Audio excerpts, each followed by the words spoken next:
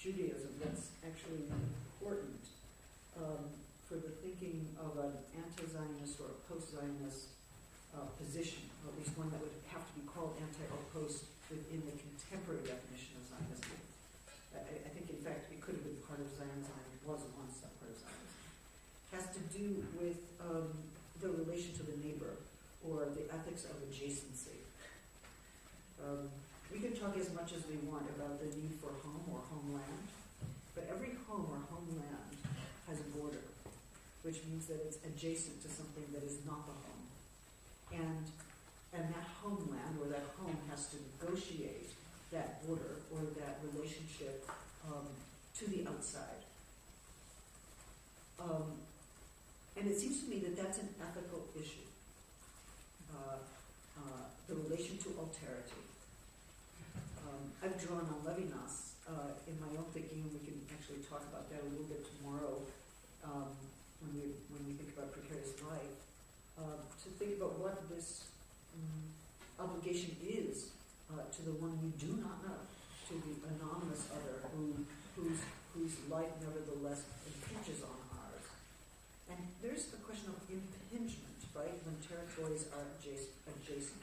There's no way around the fact that the border is actually part of the territory and also adjacent to or exposed to the non-territory, so the site where the question of territory and territoriality is constantly being negotiated.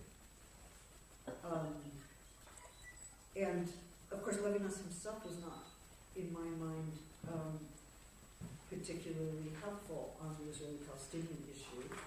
He, as you know, he thought that it was the face of the other that compels our ethical attention. The face doesn't have to be the literal face. It can. He describes many things as the face.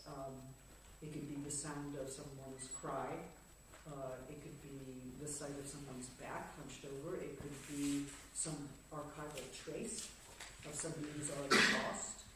Some archival trace of somebody who's lost that can carry the face in some way. But Levinas said in an interview that he thought, in fact, the Palestinians do not have a face. It was a rather radical claim to make. You can look it up in my colleague Martin Jay's essay on Levinas in Salmagundi. It's where the citation is, but it's widely accepted and not repudiated by either camp of the Levinasian world. And then we'll get into that.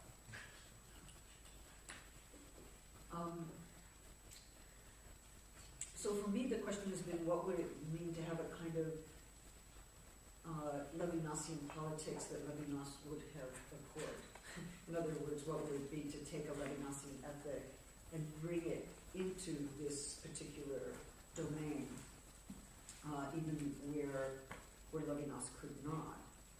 And it seems to me, and I suggested this before, that there are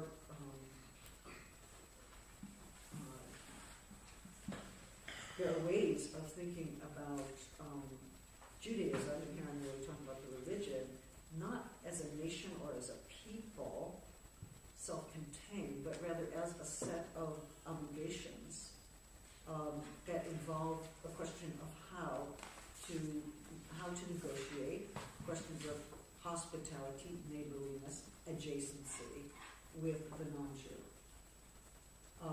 And I think this is a typical question or a typical ethical problem that it emerges in the diaspora, not in the homeland, but in the diaspora. But in recent years, many people have asked whether the diasporic vision could also actually be used as the basis for thinking about a new polity in the Middle East. Daniel Jonathan Boyarin has written a wonderful little book on diasporic Judaism, and even Edward Said invokes diasporic Judaism in his book Freud and the Non-European. Jonathan, was it before Said? Jonathan and Daniel Boyarin. And there are many more, in fact. And it also seems to me that Benjamin is interesting. People debate whether Walter Benjamin really works with religious texts, whether everything he says he got from Sholem. We don't. In a way, it doesn't.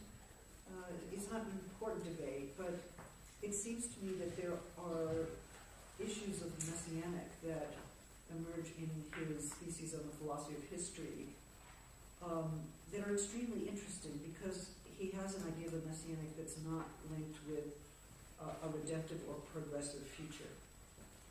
In other words, he understands the messianic as occasional and unpredictable moments that pierce the everydayness in which we live, which remind us of a certain kind of suffering, and which call us to an ethic and a politics that opposes oppression. And there's a wonderful long history to be told, and many people have tried to tell it, from Hermann Cohen through Sholem, Gershom Scholem, Hannah Arendt, Walter Benjamin. And of course, what's interesting is that there are many debates about the messianic here. And one thing that happens when Scholem leaves both Arendt and Benjamin intellectually is that he comes to champion an idea of the messianic that is about a history that unfolds in time, that has a redemptive future, and that has a progressive direction. And that becomes very important for the idea of Zionism as the historical fulfillment of an ancient claim, or as the historical fulfillment post-Nazi genocide of a homeland for the Jewish people.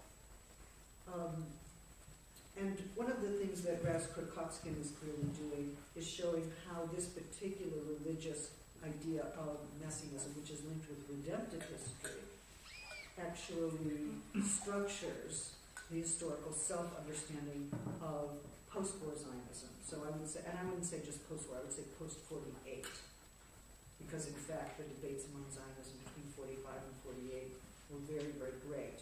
And there were secularists, there were universalists, there were what were considered at that time right-wing nationalists who held to very strong messianic views. And there were bi-nationalists, some of whom wanted two states, some of whom wanted one.